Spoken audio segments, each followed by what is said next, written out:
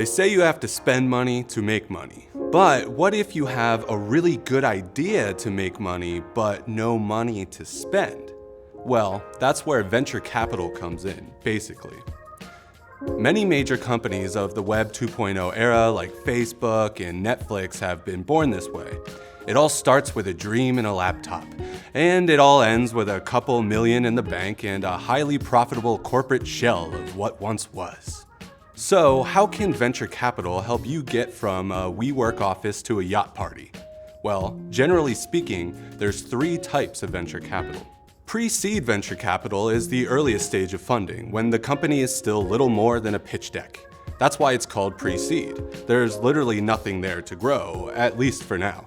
At this point, founders may seek investment to kickstart the process of creating their business from scratch.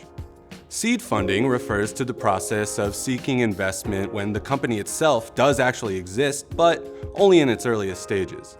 It's preparing to launch its first product, like a seed sprouting from the soil. Founders will seek out investors at this stage because they need funds to survive before they're able to produce their own products and revenue streams. It's sort of like Miracle-Gro for startups. Early stage funding happens once a company's product has already launched. Cash injections help boost production and promote the growth of the company beyond what it could do on its own. Man, all of this financial backing sounds amazing. But where does this cash actually come from anyway? I mean, money doesn't just fall from the sky. Unless... An angel investor, also known as an HNWI, or high net worth individual, which is way less miraculous sounding, is basically a super rich person or group of super rich people with a passion for entrepreneurship. Most angel investors have already successfully started their own businesses or have, at the very least, successfully ran somebody else's business. They then move on to supporting other entrepreneurs with piles of cash to get them started. But this ain't charity, baby.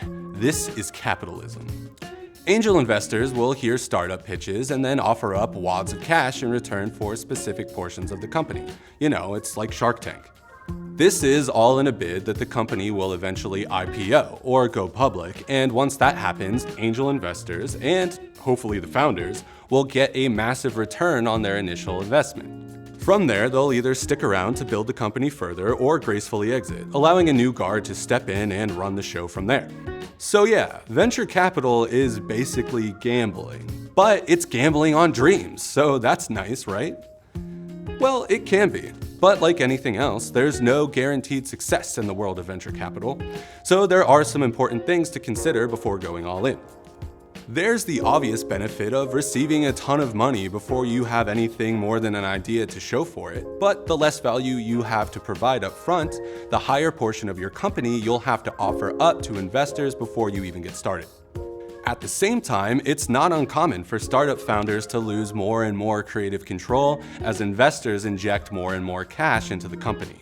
Investors will want to ensure that they see a return on their investment, which could lead to disagreements within the creative process. And while partaking in venture capital is a great way to network with successful, rich business people, you may find that your angel investors are actually more keen to see you exit after an IPO rather than stick around and grow the company that you started long term. At the end of the day, venture capital is an important part of modern business strategy, and it is a worthwhile pursuit for hopeful entrepreneurs and rich people looking to get richer. Just remember that while you may need to spend money to make money, there's no guarantee that you're actually going to make any more money after you spend it. And that's venture capital, basically.